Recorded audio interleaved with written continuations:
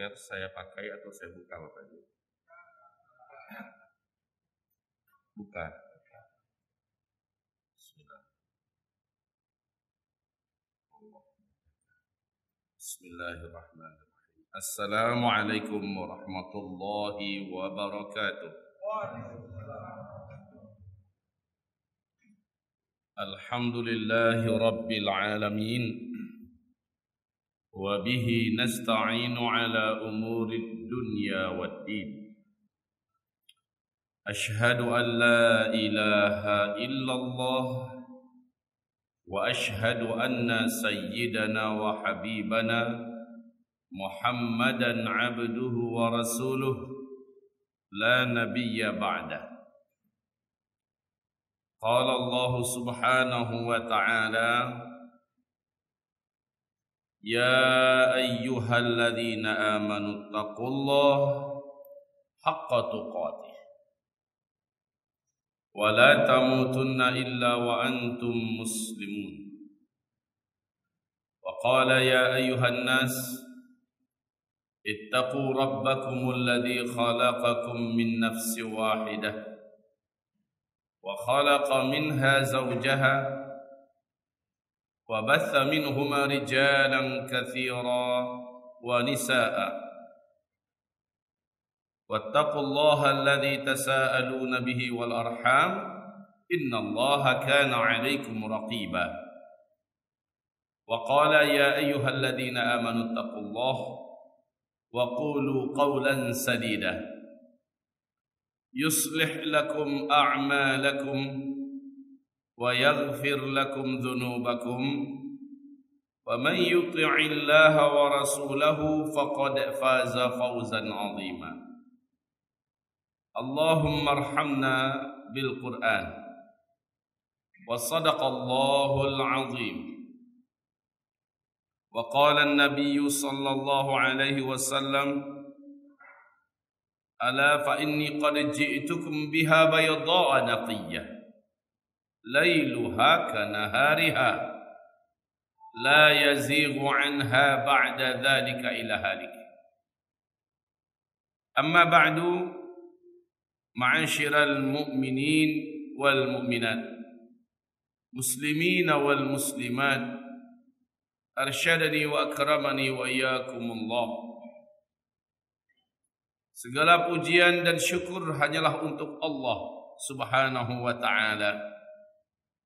Salawat dan juga salam kita untuk Rasulullah sallallahu alaihi wasallam. Hari ini adalah hari yang keempat dari Muharram 1442 Hijriah.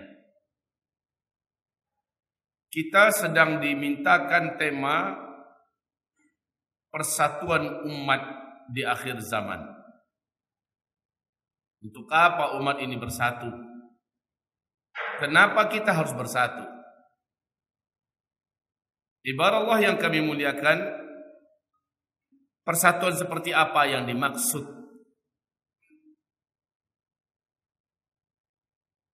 Maka kalau kita bicara ini, tentu saja yang kita maksud adalah persatuan yang mengantarkan kita kepada kemenangan di dunia, kesuksesan, kejayaan, keagungan, kehormatan, kekuatan dan kemajuan di dunia, dan kemenangan di akhirat.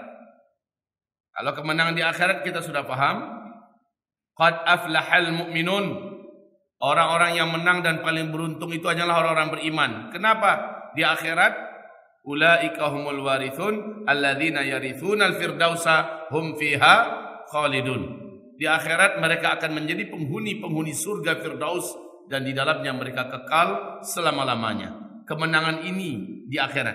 Tapi di dunia ternyata Allah juga menyebutkan kemenangan. Ketika Allah berfirman di penutupan surat Ali Imran ayat yang ke-200. A'udzu billahi minasyaitonir rajim. Bismillahirrahmanirrahim. Ya ayyuhalladzina amanu isbiru wasabiru warabitu wattaqullaha la'allakum tuflihun. Hai orang-orang yang kalian sudah punya iman, bersabarlah kalian dan saling memunculkan, menyemangati orang lain juga untuk bersabar. Warabitu, rapatkan barisan kalian, bersiap siagalah untuk menghadapi segala kemungkinan. Wattaqullah, tetaplah menjaga ketakwaan kalian kepada Allah. Baik yang wajib-wajib yang harus dikerjakan atau yang wajib-wajib yang wajib ditinggalkan. Bertakwalah kalian kepada Allah. Ujungnya la'allakum tuflihun. Semoga kamu menjadi orang-orang yang berjaya, menjadi orang-orang yang sukses, menjadi orang-orang yang terhormat, menjadi orang-orang yang kuat dan mulia, menjadi orang yang maju dan terkemuka di dunia. Ini yang kita maksud ketika kita berbicara persatuan. Targetnya persatuan yang akan mengantarkan kita kepada kejayaan, kekuatan, kekuasaan, kehormatan, kemuliaan, kemajuan di dunia wal akhirah. Kalau begitu konsepnya apa? Jadi saya tidak akan berpanjang-panjang kaum muslimin, tidak akan pakai mukadimah yang enggak karu-karuan. Saya langsung dari ayat kepada ayat. Konsep menuju persatuan yang mengantarkan kita kepada kemenangan. Dan persatuan ini akan saya bicarakan. Bukan persatuan semu, bukan persatuan bersatu kata orang, bersatu. Persatuannya di atas apa? Di atas nasionalisme, di atas persatuan untuk partai, di atas persatuan untuk organisasi. Semua itu semua. Persatuan yang dimaksud adalah persatuan yang mengantarkan kita kepada kekuatan dunia, kejayaan dunia, sampai kejayaan akhirat. Persatuan ini yang kita maksud. Dan itu hanya ada dalam konsep Islam. Mari kita fokus, mari kita serius. 1 jam subuh hari ini, tapi padat hendaknya. 1 jam subuh hari ini, tapi mengeluarkan, memunculkan dan menimbulkan aspirasi baru yang ternyata sumbernya adalah wahyu. Boleh nanti kalau ada yang mau diskusi, di ujung pengajian kita buka diskusi. Kalau dianggap perlu. Dan saya lebih senang kalau kajian-kajian kita ditutup dengan diskusi ilmiah. Baik, alhamdulillah sudah ada whiteboard di depan kita. Semoga ibu-ibu di belakang mampu melihat tulisan saya. Sudah kelihatan Bu tulisan saya? Belum, sekarang belum nulis. Jadi konsep persatuan dalam Islam, targetnya apa tadi Bapak Ibu? Jangan lupa ini, targetnya apa? Konsep persatuan dalam Islam mengantarkan kita kepada kekuatan. Kalau orang bersatu kan kuat. Mengantarkan kita kepada kehormatan. Orang segan pada kita. Tidak mudah orang untuk menginjak-injak kita. Coba lihat Pak. Kenapa di Laut Natuna Utara sekarang 2020 pemerintah RI telah memunculkan peta atau atlas baru. Di mana Laut Cina Selatan di bagian Natuna mereka tidak akui itu sebagai laut, namanya Laut Cina Selatan. Tapi dibuat oleh pemerintah RI dengan sebutan Laut Natuna Utara. Supaya mengesankan ini milik Indonesia. Sementara Cina mengklaim itu milik mereka. Mereka begitu serampangan, begitu sembrono, mentang-mentang mereka kuat. Mentang-mentang militernya banyak. Mentang-mentang senjatanya sudah hampir mendekati dan mengimbangi Amerika. Lalu ingin mencaplok mana-mana tanah dan mana-mana lahan laut milik orang. Sekarang kebakaran jenggot Vietnam, Jepang, Filipina, ya, Thailand, Malaysia, termasuk Indonesia. Karena lahan-lahan maritim mereka, lahan laut mereka diklaim oleh Cina sebagai milik mereka. Maka mereka berbangga-bangga dengan penyutan LCS. Kenapa mereka begitu berani pada kita? Karena kita dianggap lemah oleh mereka. Dan kenyataannya memang demikian. Orang Indonesia lemah tidak? Militer Indonesia lemah apa tidak? Menurut mereka kita lemah. Kenyataannya demikian. Dulu 2017 saat Panglima Gatot Nurmantio masih berpangkat sebagai Panglima, masih aktif, beliau mengatakan kita tidak akan punya kemampuan untuk melawan Cina. Daya tahan kita bertempur dengan mereka paling hanya 3 hari. Karena sudah bisa diukur, sudahlah jumlah kita kalah 2 juta orang. Cina itu jumlah militernya yang aktif 2.400.000 orang. Kita militer aktif kita hanya 470-an orang. 475.000 orang. Kaum muslimin yang kami muliakan, ini 2 juta lagi orang Cina lebih banyak. Militer, persenjataan, Alutsista kita dengan kita banyak usang dan suku cadangnya pun nggak mau dijual orang kepada kita. Kemudian pesawat kita hanya punya 37 pesawat kalau saya tidak salah ingat ya. Sementara Cina punya ribuan pesawat tempur. Ya wajar saja kalau mereka menganggap kita lemah. Tapi maaf, mereka lupa, maksudnya RRT itu yang di bawah pimpinan Xi Jinping, mereka lupa bahwa rakyat Indonesia ini adalah rakyat yang memiliki darah petempur. Ini yang perlu diingat. Sejarah membuktikan Indonesia tidak pernah tunduk dan takluk kepada siapapun, kepada negara manapun. Sepanjang sejarah Indonesia adalah negeri perlawanan. Betul tidak? Ini yang kita miliki. Nah, kalau seandainya persatuan bisa diwujudkan, rakyat semesta bisa bergandengan dengan TNI kita, dengan Polri kita, dengan pemerintah, siapa yang sanggup mempermainkan Indonesia? Tidak ada. Tidak ada yang sanggup macam-macam dengan Indonesia. Indonesia cukup banyak. Pemudanya saja yang aktif di Indonesia ini lebih 100 jutaan orang. Kalau mereka hanya punya pasukan 2.400.000 orang, maka insya Allah Ta'ala 100 juta pemuda Indonesia ini bisa digerakkan. Kalau seandainya persatuan ini bisa kita wujudkan. Persatuan konsep Islam loh ya. Persatuan konsep Islam yang akan kita uraikan pada subuh hari ini. Dan ujung daripada persatuan itu adalah la wa ulaika humul muflihun. Ini ayat. Coba perhatikan papan tulis kita. Buka Al-Baqarah ayat 104, 105. Ali Imran, surat 3 Ali Imran. Fokuskan pada ayat ini.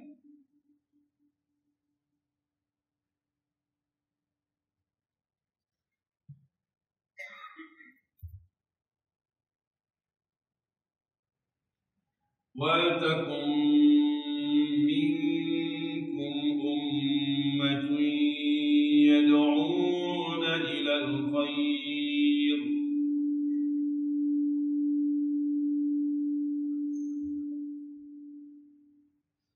وَلْتَكُنْ مِنْكُمْ ummah. Ummah ini artinya satu bangsa yang terpimpin. Ummah ini adalah suatu bangsa yang terpimpin. Hendaklah kamu membentuk satu bangsa yang terpimpin. Indonesia ini sudah sebuah bangsa apa tidak, Pak? Bu, Indonesia ini sudah sebuah bangsa yang terpimpin apa tidak? Ummah ini artinya ada pemimpinnya, ada yang dipimpin, dan ada sistem kepemimpinan. Ini arti ummah. Coba buka kitab tafsir Ibnu Katsir, buka kitab tafsir Al-Qurtubi, At-Tabari, Al-Alusi, buka kitab tafsir apa saja, ditemukan mana ummah adalah suatu bentuk kepemimpinan di mana ada imamnya. Maka lihat ini ummah. Ummah ini mustaqqah daripada amma, imam. Amma ya ummu imaman, imamatan, makmuman. Ini dari sini semua. Ummah. Jadi ummah adalah suatu sistem kenegaraan, pemerintahan yang ada pemimpinnya, ada rakyatnya, ada sistem pemerintahnya. Wattakum minkum ummah. Kalian harus membentuk satu bangsa di mana ada pemimpin yang ditaati, ada rakyat yang taat kepada pemimpinnya, dan ada sistem pemerintahan. Oke. Wattakum minkum ummah. Ngapain? 3 kerjaan mereka, dan 3 ini terhimpun di dalamnya 3 komponen kekuatan bangsa, dan mereka harus bersatu. Yang pertama, yad'una ilal khair. Yad'una ilal khair. Ini yang pertama. Jadi ini membentuk sebuah bangsa yang terpimpin dengan sistem yang benar. Kerjaan yang pertama yaitu 1, mereka mendakwahkan dan mengajak kepada yang baik-baik. Ini yang pertama. Yad'una ilal khair. Yang kedua, ini komponen yang kedua, wa ya'muruna bil ma'ruf. Wa ya'muruna bil ma'ruf. Apa artinya Bapak Ibu? Dan mereka yad'una ilal khair, mengajak kepada yang baik-baik. Wa ya'muruna bil ma'ruf, dan mereka memerintah bil ma'ruf. Dengan yang ma'ruf. Ma'ruf ini artinya dari arafah. Ya'rifu, ya, ma'rufan. Ma'ruf adalah sesuatu yang baik menurut standar. Standar kebaikan itu adalah standarnya Al-Quran dan As-Sunnah Nabi Muhammad sallallahu alaihi wasallam. Jadi hendaklah ada satu komponen yang lain yang adalah memerintah mereka dengan segala standar kebaikan menurut Al-Quran dan Sunnah. Di kita Indonesia menjalankan Pancasila, Undang-Undang Dasar 1945, GBHN dan Usaha Haluan Negara dan sebagainya. Apapun yang dibuat di dalam Pancasila, di dalam Undang-Undang Dasar 1945, GBHN dan seterusnya, undang-undang yang dimunculkan, seluruhnya wajib mengikuti rambu-rambu tidak melanggar Al-Quran dan As-Sunnah. Buat kebijakan apa saja, tetapkan peraturan apa saja, tetapi jangan sampai menyelisihi Al-Quran dan Sunnah. Maka ini berarti komponen yang kedua adalah pemerintah. Karena pemerintah lah yang mampu menjadi pengawal bagi sebuah bangsa. Baik Bapak Ibu yang kami muliakan, ini siapa? Yang ini yang pertama, mereka adalah para alim ulama.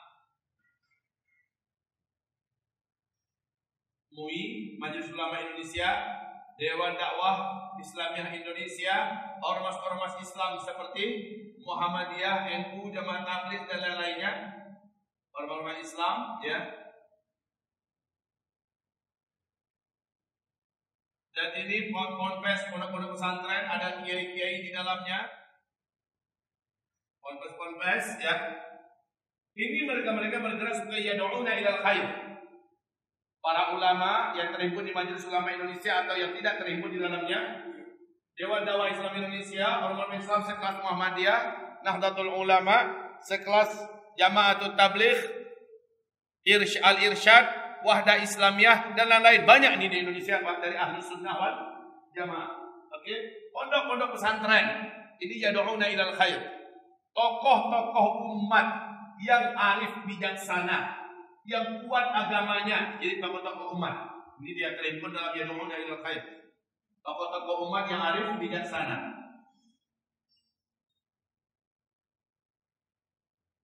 Tokoh-tokoh umat yang arif bijaksana, taat-taat dan soleh, mereka ini dan seterusnya. Nah, inilah komponen yang pertama dalam sebuah umat, yaitu ada pihak yang yad'una ilal khair. Mereka senantiasa mengajak, membawa, menyeru kepada kebaikan-kebaikan. Yang kedua, siapa ini? Ini adalah pemerintah langsung, mulai dari presidennya sampai kepada kabinet-kabinetnya. Ini adalah presiden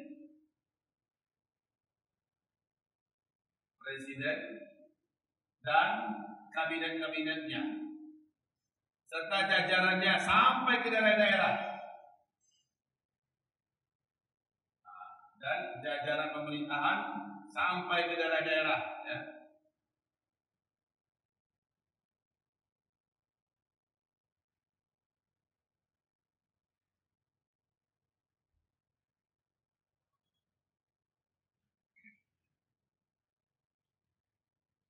Baik Bapak-bapak, Ibu-ibu, ini dia.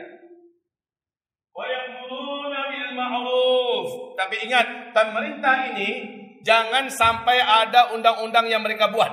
Jangan sampai ada keputusan-keputusan dan kebijakan-kebijakan yang mereka buat yang itu berisikan penentangan, perlawanan dan bahkan menginjak-injak nilai-nilai agung dari Allah, yaitu dalam Al-Quran dan As-Sunnah. Maka ya'muruna bil ma'ruf. Ini harus ada. Pak, Ibu, kalau kerjaan ulama ini, ulama, aktivis dakwah, dai-dai, ustaz, para kiai, para habib, ya, yang pondok-pondok pesantren, tokoh-tokoh umat yang bijaksana, ahli bijaksana dan sebagainya, seterusnya ini bekerja maksimal, insya Allah kerjaan pemerintah ringan, karena rakyat udah baik-baik. Betul tidak Pak? Rakyat udah baik-baik, rakyat udah jinak-jinak, rakyat sudah mengerti adab, mengerti rambu, mengerti halal haram, tahu mana-mana yang tidak boleh. Karena yang paling tahu mana yang tidak boleh tidak itu adalah ulama. Yang paling tahu mana yang benar, mana yang tidak benar itu adalah para alim ulama. Waratsatul anbiya. Oke, kerjaan pemerintah sudah bagus sekali. Kenapa? Rakyatnya sudah diolah oleh ini. Maka dalam hal ini coba perhatikan baik-baik. Mereka adalah ujung tombak umat ini. Ujung tombak sebuah bangsa adalah ulama. Warasatul anbiya. Pemerintah jangan mau diadu domba sehingga benci dengan ulama. Ulama itu didatangi, kata Rasulullah Sallallahu Alaihi Wasallam. Pemerintah yang baik yang mendatangi ulama, meminta nasihat ulama. Pemerintah yang baik, pemerintah yang menghormati, memuliakan ulama dan mendengarkan arahan-arahan ulama. Meminta fatwa ulama, menyimak fatwa ulama. Dengan fatwa ulama, mereka membuat tindakan-tindakan tegas. Nah, ini yang diarahkan. Jangan mau diadu domba. Ada komponen-komponen jahat dalam bangsa ini. Oknum-oknum yang memang busuk. Mereka mengadu domba, dianggap ini sebagai musuh. Akhirnya mereka dipersulit. Mereka dibuat susah. Akhirnya hati mereka berseberangan. Ini benci dengan ini, curiga. Yang ini juga tidak senang dengan ini. Berbahaya. Sebagaimana di dalam ini juga ada oknum-oknum rusak, Pak. Kata Rasulullah, seburuk-buruk ulama adalah yang datang ke pintu pemerintah. Menjilat. Nyari duit. Minta bantuan dengan menggadaikan prinsip. Ini seburuk-buruk ulama. Al-lususu min ummati. Maling-maling dari umatku adalah para ulama yang datang menjilat ke pintu pemerintah.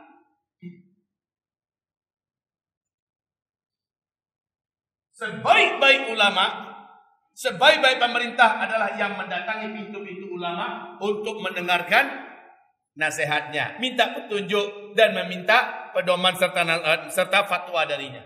Baik. Yang ketiga, wa yanhauna 'anil munkar. Wa yanhauna ini komponen ketiga yang wajib ada dalam sebuah bangsa. Dan ini juga wajib kuat. Wa yanhauna 'anil munkar. Wa yanhauna 'anil munkar. Nah, Bapak Ibu, siapa mereka ini? Orang-orang yang menjadi penghalang dari kemungkaran.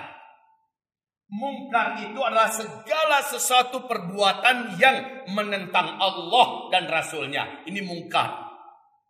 Itu tafsir oleh para ulama, ahli-ahli tafsir. Mungkar adalah segala sesuatu perbuatan yang menentang Allah dan Rasulnya. Termasuk dalam hal ini, perkara yang disebut dengan LGBT itu termasuk perkara mungkar. Perjudian di mana-mana termasuk perkara mungkar. Perzinahan walaupun tidak sama jenis termasuk perkara mungkar. Koruptor, perlakuan-perlakuan, sifat-sifat orang-orang yang ahli korupsi, mungkar. Orang-orang yang ingin merubah asas negara menjadi trisila atau ekasila atau apalah namanya, dirubah dari yang sudah ada, itu mungkar. Harus ada pihak yang bergerak yanhauna 'anil munkar. Siapa ini? Kalau untuk bacaan kita di Indonesia, ini adalah komponen ketiga. Mereka adalah TNI.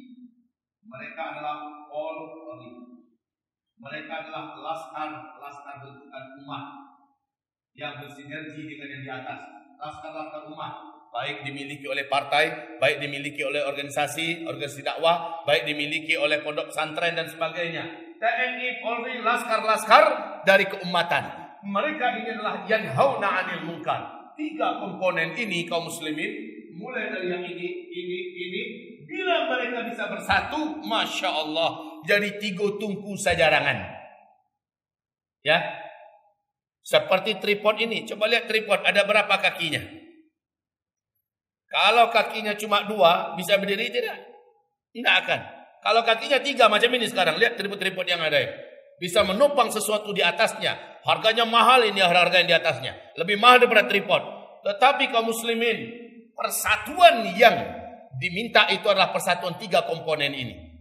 Ulama yang terhimpun di MUI dan yang bukan di MUI, Dewan Dakwah Islam Indonesia, ormas-ormas Islam sekelas NU, Muhammadiyah dan seterusnya, ponpes, tokoh-tokoh umat yang ada bijaksana dan seterusnya. Mereka kompak, rapat dan bersatu dengan pemerintah. Presiden tidak curiga dengan ulama, presiden mau mendengarkan fatwa ulama, begitu juga menteri-menterinya, gubernur-gubernurnya di daerah-daerah, sampai kepada bupati-bupati, wali kota, lurah-lurah, camat-camat, seluruhnya rapat dengan tokoh-tokoh umat, rapat dengan para alim ulama yang lurus. Maka setelah itu ada TNI dan Polri. Masya Allah Pak, kalau ini kompak, rakyat semesta menjadi sebuah kekuatan yang akan ditakuti dunia. Maka kita tidak akan gempar, kita tidak akan gentar seujung kuku pun dengan Republik Rakyat Tiongkok kalaupun mereka mengerahkan militernya ke sini. Ini enggak, 2017 secara resmi Xi Jinping pernah mengirimkan ancamannya kepada Indonesia. Ancaman yang tidak main-main dari seorang presiden, dan itu ditayangkan di televisi mereka, ditayangkan di koran-koran kita. Apa dikatakan oleh beliau? Kalau kejadian 98 terulang lagi di Indonesia, kami tidak akan segan-segan memasukkan militer kami untuk mengamankan aset-aset kami dan rakyat bangsa kami, katanya. Begitu bahasanya Pak. Maknanya itu apa? Kalau militernya sudah masuk Indonesia, dia sudah membaca sejauh mana kekuatan militer kita, tentara nasional Indonesia kita, seberapa banyak senjata yang ada di tangan TNI kita, itu pun sudah senjata usang. Seberapa banyak personel-personel kita. Tapi kalau seandainya tiga ini bersatu, yang tiga ini mampu didekatkan, dilengketkan, dan antara satu dengan yang lainnya benar-benar kompak, insya Allah sekali lagi 100 juta pemuda kita bisa digerakkan. Yang menggerakkan pemuda itu siapa Pak? Yang sanggup? Ulama apa bukan? Tokoh-tokoh umat yang arif bijaksana apa bukan? Hanya mereka yang mampu menggerakkan anak-anak muda ini. Jangankan yang muda, bapak-bapak kami yang udah ubanan, kalau ulama yang menggerakkan, nyawa wagiah Pak. Yuk Pak. Nyawa pun kita persembahkan kalau memang sudah ulama yang fatwakan. Betul begitu Pak? Ulama mengatakan bela negara, bela bangsa, bela Pancasila. Siapa yang mampu menghadang kalau ulama sudah memfatwakan? Ini yang ditunggu-tunggu oleh umat. Jadi dengan ini saya yakin di antara kita ini ada orang-orang yang di posisi tengah.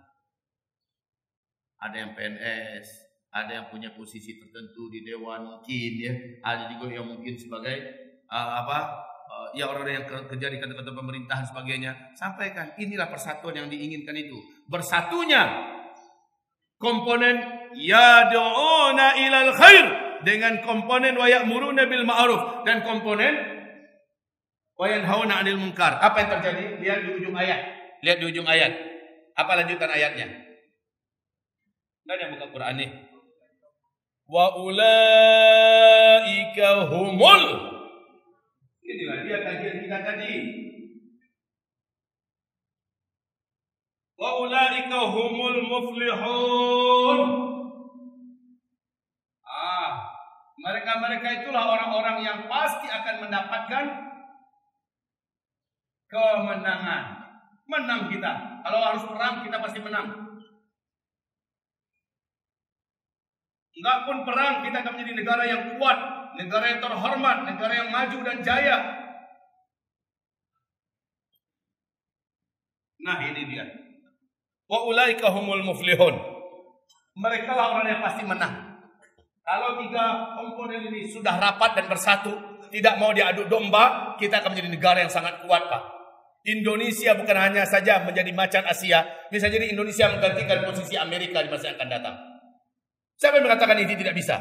Indonesia orangnya pintar-pintar, insya Allah cerdas. Hanya saja kelemahan kita selalu bisa diadu domba.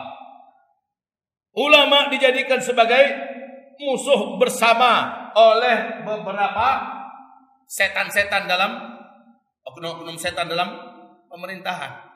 Dan juga TNI Polri berhasil disusupi oleh penjahat-penjahat yang memiliki hati busuk, orang-orang zalim, oknum-oknum yang mengembos bahwa ulama itu berbahaya. Ulama itu adalah teroris. Pesantren tempat mengasah dan mengasuh, mendidik, membina calon-calon teroris. Al-Quran itu adalah ancaman. Agama itu adalah penyakit dan virus. Oh, macam-macam. Itu bahasa komunis apa tidak, Pak ya? Bu, ini bahasa komunis tidak itu? Di mana menjadikan umat benci dan takut dengan pengajian. Alergi dengan ulama, curiga dengan ulama. Inna lillahi wa inna ilaihi. Nah sekarang ketika ada isu yang begitu kuat RUU HIP untuk merubah Pancasila menjadi Trisila, menjadi Ekasila, Lalu ulama heboh, umat heboh, tokoh-tokoh umat heboh. Pihak yang ini nih mengadakan acara demonstrasi damai di mana-mana se-Indonesia. Lalu sekarang lahirlah kami. Ya, lahirlah kami diperakarsai oleh para tokoh-tokoh nasional. Gerakan moral menentang adanya upaya untuk merubah Pancasila. Ditimbulkan lagi isu. Apa isunya? Ada makar. Ya, ada gerakan makar. Oi buyuang, kapunduang babuih deang. Yang gerakan makar itu adalah merubah Pancasila. Itu gerakan makar. Setuju, Pak?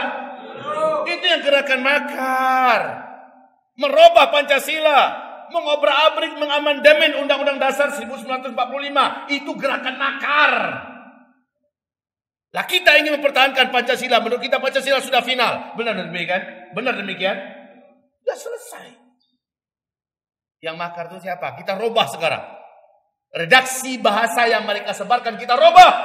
Yang makar itu kalian. Kalian ingin merubah Pancasila. Kalian yang makar. Kami adalah orang-orang muslihun. Kalian adalah mufsidun. Kami adalah orang-orang yang akan melakukan perbaikan. Kalian melakukan kerusakan muka bumi ini. Maka hamba-hamba Allah kami muliakan. Saya berharap yang 3 ini tadi. Tolong Bapak, Ibu semuanya berpikir keras. Bagaimana 3 tadi ini bisa dijembatani. Mungkin Bapak punya pengaruh. Mungkin Ibu punya link dan jalur jalan. Bayangkan pada mereka 3 komponen ini wajib rapat, wajib berbaik sangka, banyak duduk bersama, bergerak bersama. Insya Allah Ta'ala tidak ada satupun kekuatan negara dunia ini. Sekarang Amerika Pak, aneh-aneh aja si Amerika nih. Bapak tahu apa yang dikerjakan Amerika sekarang? Tahu apa? Rendah kecilnya capek tak? Tidak tahu Ustaz ya, dia awak capek kecil. Si Amerika kok, ya mereka marah dan mengancam Indonesia karena Indonesia akan membeli beberapa alutsista dari Rusia. Tak boleh diancam, diplototin, ya, diberikan beberapa macam warning. Apa pula haknya? Sehingga ingin menghalang-halangi kita memperkuat sistem militer kita. Dari negara mana kita beli, ya terserah kita lah, betul tidak?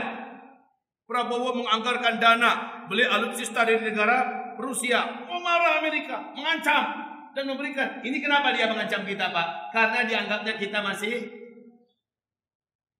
di mata mereka kita ini nggak ada sebelah mata pun. Pangsa pasar kita luas, sementara kita merapat ke Rusia umpamanya. Banginya, apa lo hak pajak itu bagi kawak? Hah? Si Donald Bebek itu bagi-baginya macam-macam. Coba kalau saya berani beli ke Rusia, punya urusan dengan kami. Turki beli pesawat S-400 dari Rusia, pesawat supersonik tercanggih nomor 1 di dunia.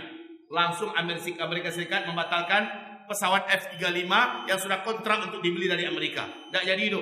Dan sekarang Amerika Serikat mengirim pasukan dan mengirim kapal yang luasnya kapal itu 235 meter, Pak. Di dalamnya penuh perlengkapan militer ke laut Mediterania untuk menguatkan Yunani yang sekarang Yunani hampir perang dengan Turki. Jadi Perancis, Amerika sudah mulai bersatu untuk ikut bergabung dengan Yunani perang melawan Turki. Kenapa? Turki sudah tidak mengindahkan permintaan Amerika. Amerika tak berani langsung menghadapi Turki. Dia perlu tenaga lain untuk dikeroyok Turki itu rame-rame. Dan itu akan dilakukannya pada Indonesia. Kenapa? Indonesia ini bukan negara kecil. Mereka tahu resiko apa berhadapan dengan Indonesia. Kalau sempat 3 komponen ini bersatu, tidak ada satupun negara dan bahkan PBB sekalipun meroyok Indonesia, lewat semuanya. Saya bukan kepedean, Pak, tapi memang iya.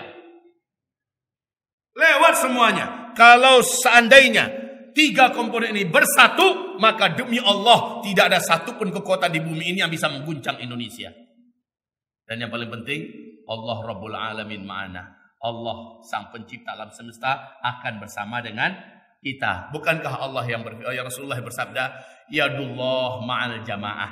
Allah akan menolong kalau kalian mau kompak. Kalau kalian mau berjamaah bersatu. Berjamaah itu apa? 1, 2, 3 ini bersatu. Itu namanya berjamaah. Masya Allah. Indah tidak, Pak? Bu, indah tidak kalau seandainya 1, 2, 3 ini rapat dan bersatu? Demi Allah saya katakan satu lagi, dengan cepat, mungkin tidak perlu menunggu 1 dekade, tidak perlu menunggu 10 tahun. Dengan cepat Indonesia akan langsung menjadi negara terkuat di Asia Tenggara 10 tahun lagi Indonesia mungkin akan menjadi negara terkuat di seluruh dunia. Lihat Turki sebentar saja di tangan Erdogan, Pak. Sebentar saja, hanya 10 tahun. Dari negara nomor 111 terkebelakang, paling lemah, paling miskin. Sekarang Turki menjadi negara nomor 16 urutan perekonomiannya. Di segi militer juga begitu. Turki sudah ada di urutan ke-16 terkuat militernya di dunia. Israel saja masih urutan 18. Berarti Turki masih kuat daripada Israel. Sekarang hanya 10 tahun Erdogan memimpin. Erdogan memiliki 3 komponen ini. Rapat dengan ulama, dengan tokoh-tokoh umat arif bijaksana, kemudian juga memegang pemerintahan dengan rambu-rambu yang tetap disesuaikan dengan kehendak pencipta langit dan bumi. Walaupun bukan Al-Quran dan Sunnah sebagai landasan undang-undang negaranya, tetapi tetap saja apa yang menentang Al-Quran Sunnah satu persatu dipangkasnya. Apa-apa saja menentang Al-Quran Sunnah, ya, misi-misi dan syiar-syiarnya sekuler sebelumnya satu persatu dipangkasnya setelah umat dicerdaskan oleh pihak pertama. Maka setelah itu militer pun yang coba mengkudeta kemarin, coba dilihat, dia sudah punya militer tandingan. Dia sudah punya polisi asuhan dari sejak kecil. Dia sudah punya komponen-komponen laskar di mana upaya kudeta militer di Turki dengan cepat dibatalkan. Yang membatalkan siapa, Pak? Kompak langsung. Nomor 3, nomor 1. Ini yang membatalkan ketika ada oknum-oknum militer Turki yang masih sekuler mencoba mengkudeta Erdogan. Dengan cepat ini menggerakkan umat, dengan cepat ini juga bergerak, maka tidak ada yang mampu saat itu mencongkel Erdogan. Sekarang dari dalam sulit untuk mencongkel Erdogan. Turki menjadi negara yang disegani, Turki menjadi negara yang terhormat, Turki menjadi negara yang kuat. Masya Allah, kaum muslimin yang kami muliakan, Turki badanga sorojo di Eropa. Dulu mengemis sebelum Erdogan yang menjadi pemimpin. Dulu Turki mengemis agar dia diterima menjadi anggota Uni Eropa. Betul tidak, Pak? Sekarang Uni Eropa minder seluruhnya. Mau Perancisnya, mau Inggrisnya, minder seluruhnya dengan Turki. Di segi apa saja, di segi militer, di segi teknologi, di segi ekonomi, di segi peradaban, minder seluruhnya. Inilah dia kalau suatu bangsa dipimpin oleh orang yang benar, dan bangsa itu ciri khas benarnya adalah menghormati para ulama, mencintai para ulama, mendengarkan para ulama, dan mengedepankan para tokoh-tokoh umat, menyimak dan bermusyawarah dengan tokoh-tokoh umat yang arif bijaksana. Kemudian juga mengolah tentaranya, ya, menguatkan militernya, dan mendisiplinkan personel-personel militernya. Lihat kejadiannya, macam Turki contoh yang paling ideal lah, insyaallah ta'ala. Baik Bapak Ibu yang kami muliakan, ini tausiah pagi kita di pagi hari ini. Apabila ini cukup berarti buat Bapak dan Ibu menyimaknya, maka inilah yang harus kita hidupkan, kita kembangkan. Insyaallah gerakan komunis, gerakan Syiah, gerakan-gerakan separatis, gerakan apa saja, dengan mudah kita akan bisa tumpas, Pak. Gerakan-gerakan yang akan melemahkan Indonesia seluruhnya tidak akan pernah berhasil apabila 3 komponen ini kembali bisa duduk bersama, bergerak, berjalan bersama. Dan untuk lokomotifnya adalah ulama. Lokomotifnya adalah ulama. Tolong sekali lagi, jangan memusuhi ulama. Karena Allah umumkan dalam hadis qudsi, memusuhi ulama berarti ngajak perang Allah. Kalau ngajak perang Allah, Allah akan hancurkan negeri itu. Allah akan hancurkan negara itu. Mulai dengan banyak bencana, musibah, sampai kepada krisis-krisis ini dan itu sebagainya. Akan terjadi itu Bapak Ibu. Jangan membenci para ulama. Ulama itu tidaklah ingin membuat makar pada negara. Habib Rizik Syihab digadang-gadang sebagai musuh negara. Di mana letak musuh negaranya? Dengarkan baik-baik ceramah beliau, sepak terjang beliau, peraturan yang dibuat dalam organisasi beliau yaitu FPI. Baik-baik, coba lihat baik-baik. Saya bukan bela-bela ini Pak. Orang yang memiliki disertasi doktoral terbaik tentang Pancasila itu Habib Rizik. Sehingga tidak salah kalau seandainya mantan-mantan panglima tinggi, mantan panglima TNI kita dan juga jenderal-jenderal kita di pusat sana mengatakan orang yang paling mengerti tentang Pancasila adalah Habib Rizik Syihab. Disertasi doktoralnya di masalah Pancasila, dan beliaulah membela mati-matian Pancasila, Habib Rizik Syihab. Dan ulama-ulama di belakang beliau adalah para nasionalis sejati. Kami ini Pak, para dai dan ulama, insya Allah demi negara ini, demi bendera merah putih, demi keutuhan negara ini, NKRI, demi Pancasila, siap kita korbankan segala-galanya. Bagi kami, menjaga negara, menjaga NKRI, menjaga Pancasila adalah perintah Allah Subhanahu wa taala. Karena ini negara NKRI, karena Pancasila adalah terinspirasi seluruhnya dari gerakan perjuangan para ulama yang melahirkan Pancasila. Ulama-ulama lah yang menginspirasi lahirnya Pancasila, dan seluruhnya diambil dari Al-Quran, diambil dari hadis-hadis Nabi. Ruh yang ada dalam Islam ada di dalam Pancasila. Maka bagi kita, membela Pancasila, melindungi Pancasila adalah membela Islam itu sendiri. Benar apa tidak? Jadi tolong sekali lagi jangan mencurigai ulama. Salah besar itu. Orang-orang yang menimbulkan pikiran bahwa ulama itu ancaman untuk Pancasila, salah besar. Siapa yang paling di depan ketika Pancasila sekarang mau diotak-atik? Mau diobrak-abrik, siapa yang paling di depan sekarang? Sekali lagi adalah ulama. Siapa yang dulu merdeka ke Indonesia? Santri. Yang di depannya adalah para ulama. Siapa dulu yang paling terbukti ratusan tahun berjuang? Adalah ulama, santri. Inilah dia realitas sejarah yang tidak bisa dipungkiri. Nah, hamba-hamba Allah yang kami cintai, ke depan kita ingin ketiga komponen ini tetap bersama-sama, beriring sejalan melangkah, agar la'allakum wa ulaika humul muflihun. Mereka lah orang-orang yang pasti menang. Pasti menang. Menang kita di dunia, menang kita di akhirat. Jaya kita di dunia, jaya kita di akhirat. Insya Allah. Utang Indonesia sekarang ini luar biasa ngeri. Tapi kalau kompak ini Pak, Allah akan datangkan barokah yang besar dari langit, barokah yang besar dari bumi. Sabantase utang Indonesia kami langsung di Allah. Kenapa? Allah akan datangkan suatu titik yang kita tidak sadari. Ternyata amazing saudara. Diambil saya agak-agak 1/8 langsung lunas utang Indonesia. Lalu kekayaan ada di Indonesia ini bisa menghidupi seluruh dunia. Anggaplah seluruh Indonesia kata untuk selalu Indonesia yang mencarikan cukik di Indonesia keselahnya. Bukan sombong Pak, memang yo. Memang yo, memang iya kita ini negeri yang Masya Allah. Betul tidak Pak? Negeri Masya Allah. Tapi masalahnya perangai orang-orang yang mau diadu domba pun Masya Allah pula. Sekarang kita sudah luruskan kembali. Ini loh persatuan yang kita maksud. Persatuan ini. Jadi inspirasi tertinggi persatuan ini adalah apapun yang mau dibuat-buat. Kebijakan apapun mau diputuskan. Dikerjakan bersama-sama, sepakatnya bersama-sama, dijalankan bersama-sama. Syaratnya jangan ada yang menentang daripada apa yang dibimbingkan oleh penguasa langit dan bumi. Jangan ada. Jangan ada yang membela kepentingan LGBT, jangan ada yang membela kepentingan perzinahan, kepentingan perjudian, jangan ada yang memfasilitasi maksiat dan dosa, jangan ada. Kalau ada maling, apakah anak bangsa atau dari luar negeri, perlakukan sama. Koruptor, perlakukan sama, dan sama-sama kita kompak nyari Pak, insyaallah taala mudah ketemu itu. Kamanyo, kalari kamanyo, tangkok capek.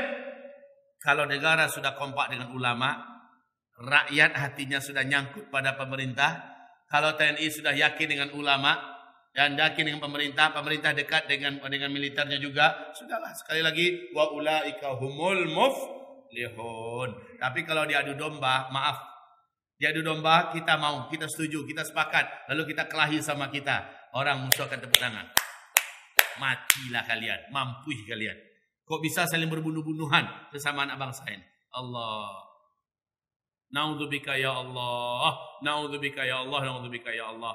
Allah janjikan dalam Al-Quran di surat An-Nur ayat 55 bahwa ternyata masa depan umat ini pada akhir seluruh kisah yang ada di dunia akan kembali takluk dan tunduk dalam kekuasaan Islam seluruh dunia. Ini surat apa tadi Pak? An-Nur, surat yang ke-24, ayat yang ke-55. Allah sebutkan masa depan akhir semua cerita di dunia ini, nanti dunia seluruhnya akan dipimpin kembali oleh pemerintahan Islam seluruh dunia dengan sistem khilafah Islamiyah. Pancasila terganggu enggak dengan khilafah? Tidak. Justru Pancasila akan kokoh, Pancasila akan bersinar, sebab Pancasila sekali lagi adalah Islam itu sendiri.